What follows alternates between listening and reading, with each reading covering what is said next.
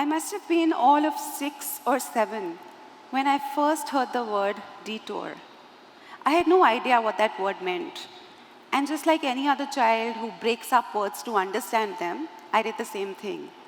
I was familiar with the word tour, which meant trip, which in turn meant a holiday, which in turn meant happiness. So when I broke up the word detour, it meant a stop to the holiday.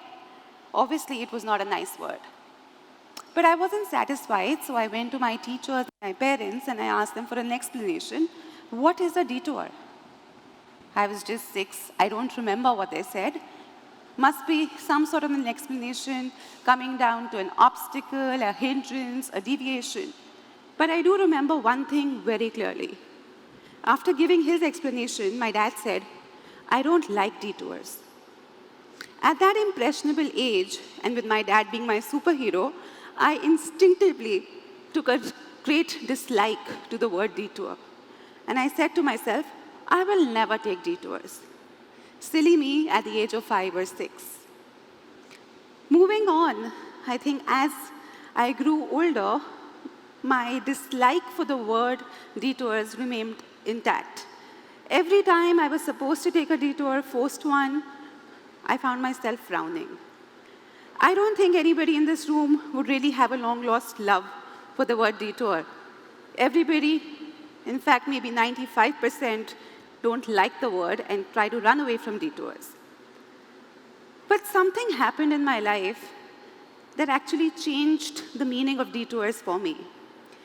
From just general dislike, I came to a situation of acute hatred. I hated the word with a vengeance. Back in 1999, when I was an undergrad student, on the verge of completing my graduation in journalism, I thought life was sorted for me. Studying journalism, writing reports, getting TV appearances, wow, I loved it. To make it better, I thought, let me live the American dream. Let me go to the States, I'm going to study journalism, I'm going to become this top-notch journalist, I'm going to join the CNN, I'm going to make mega bucks, life is going to be a cakewalk. And it was, because I got accepted into 2 of the best colleges, Northwestern and New York University. To top it all, I even got a sponsorship, a scholarship. So I was all sorted. Except one day, in maybe March or April of 1999, I got a letter from the university saying, we really like your candidature, the sponsorship remains, the seat remains, but you can only come to us next year. Simply because you don't have the 16th year of education, which is required in the US, but not so in the Indian system. So in short, they were telling me to take a detour. When I read the letter, I still remember how I reacted. I was angry and crying at the same time. This can't be happening to me. I had one plan, I had life sorted, I was going to do wonders, and suddenly this one letter comes and my life has fallen apart. Yes, a little dramatic, but then drama and me have always been hand in hand. So for a month, I was sulking, I was crying, I was fighting, I was irritable. I tried to plead my case with the management saying, give me extra credits for extra papers, I'll put in extra hours, I'll do summer, I'll do anything, just take me. But they just said, sorry ma'am, it's not happening. You need to do that 16th year. So that in turn meant a detour was being imposed on me. I had no choice but to think of a way to kind of get onto track again and think of something known as a plan B, which had not existed for me before then. Long story short, I decided to give JNU, Jawaharlal Nehru University, a shot. The School of International Studies is one of the most prestigious schools there in India and, of course, in Asia as well. When I did a little bit of research, I saw that there were 1,600 applicants and only 30 general seats. So I said, my so-called plan B is also going to go for a toss because nowhere in hell can I actually make it to that top 30. To my utter surprise, I stood number 16 all over India. So I said, okay, maybe this is what I'm supposed to do for that 1 year, and I'm going to give it a shot. So I go to JNU, and with complete honesty, I'm going to share this with you. I hated it. I used to come back every single day crying. I hated the culture, I hated the politics. I was from an all-girls school into an all-girls college, thrust into a world where people came from all walks of life. It was a complete disaster. 3 months of my life I spent crying. There came a stage where people thought maybe she needs help. Help meaning maybe she needs to see someone. Is she going into depression just because things haven't worked for her, just because a detour has been imposed on her? And I thought to myself, I'm made of better metal. So my mom comes up to me and says, we need to talk.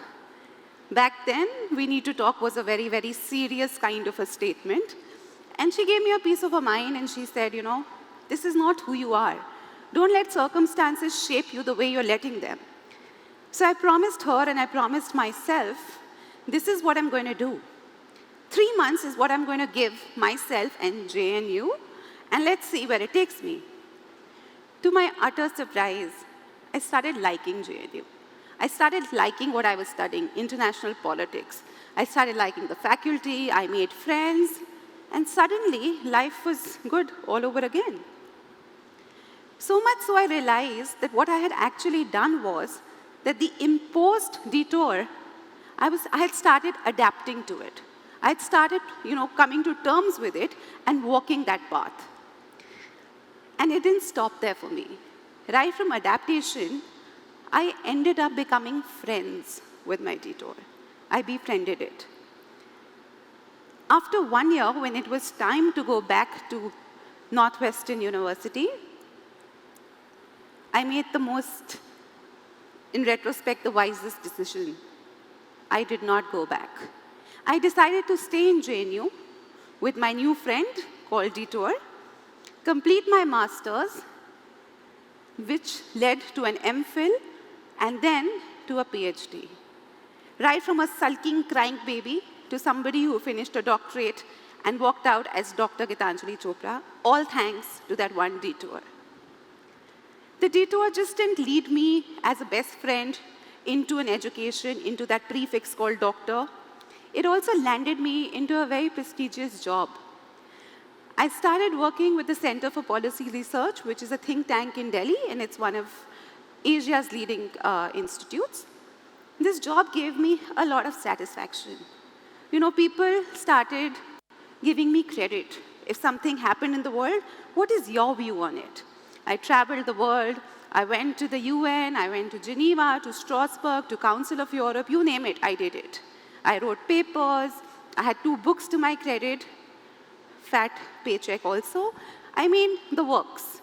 And I was loving it. There was no other way for me. Then suddenly something happened. I was missing something.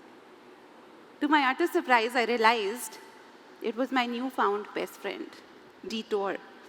Everything was just going straight. Everything was perfect. It was perfect for about 2.5, 3 years, and then I felt a void. I said, there's much more to me than just books and academics and giving lectures and writing books. And yeah, traveling, of course, but, something more. So I started doing a whole lot of other things. You'll be surprised. I tried radio jockeying. They said my voice is too thin. I even tried a tele-serial.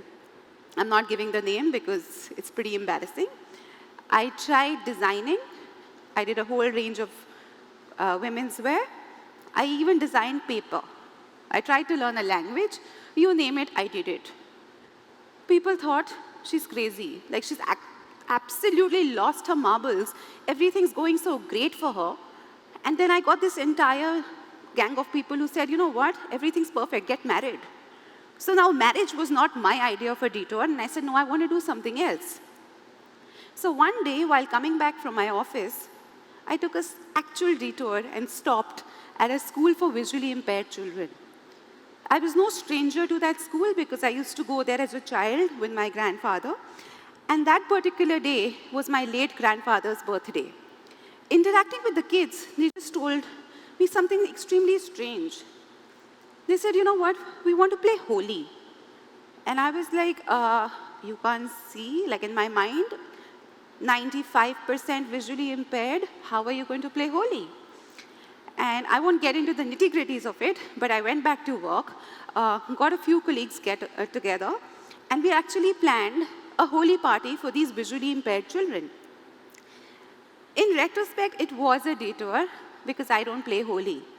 I decided to go to the school, I decided to play Holi with those kids. And that Holi was the best Holi of my life.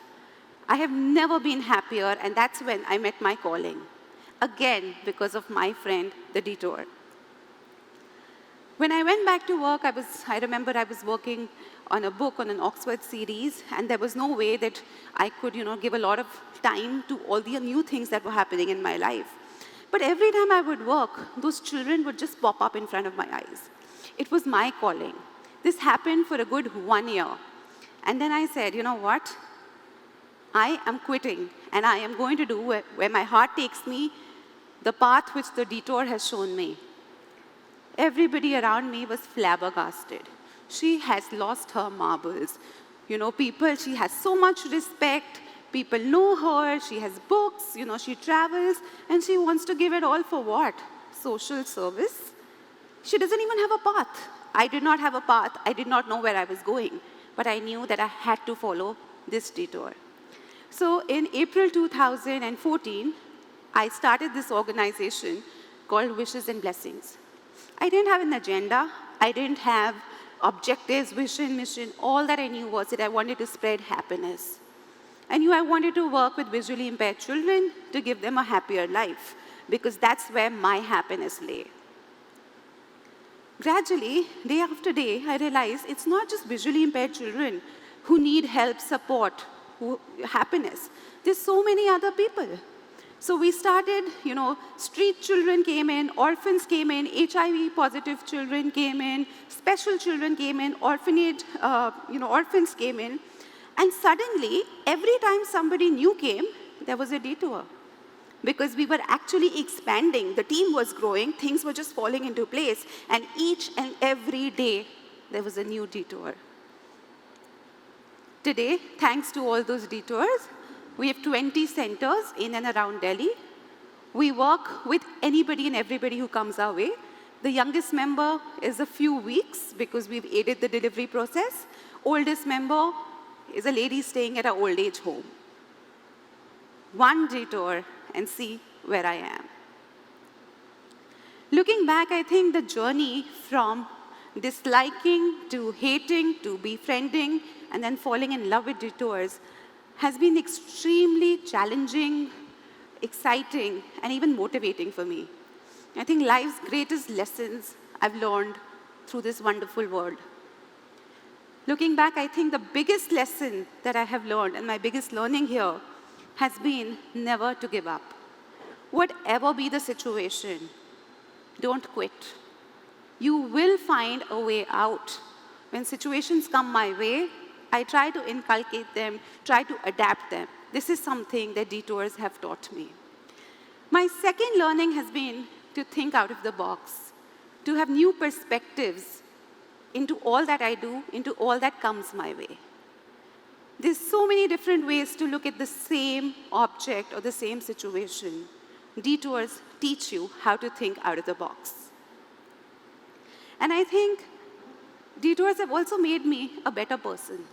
I'm much more accepting towards people, more receptive towards people, towards obstacles, towards hindrances, towards challenges. Instead of shoving them away, I now embrace them.